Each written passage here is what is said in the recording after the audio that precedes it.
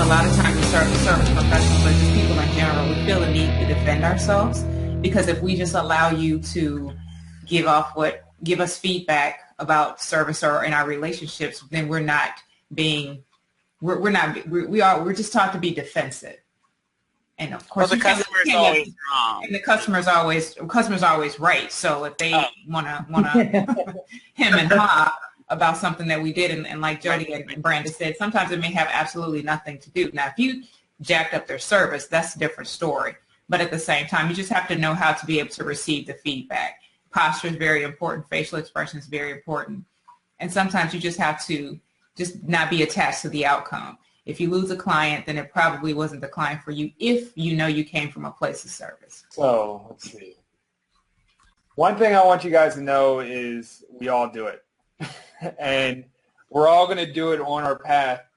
And here's the thing. When a lot of people self-sabotage, they decide to self-sabotage on top of that self-sabotage and beat themselves up more for it. Like, you're on this diet plan and you eat ice cream and you're like, fuck. And then you go for like 4 days of eating pizza and shit. So the key to self-sabotage is catching it as soon as possible and loving yourself through it and not beating yourself up for doing so. And it's a skill to be mastered. You can shorten it to like a day, and then you can shorten it even more and more and more as you get better about catching it.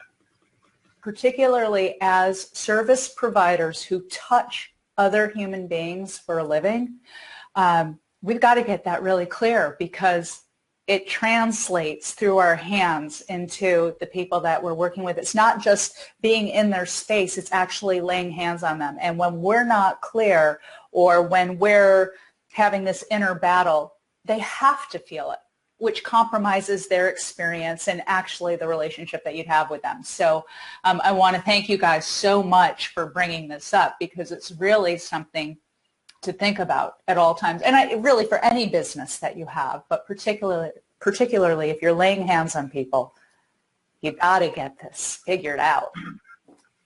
I thought this was relevant for our business, particularly because as young professionals and even as seasoned professionals, we're like, why can't my business take off?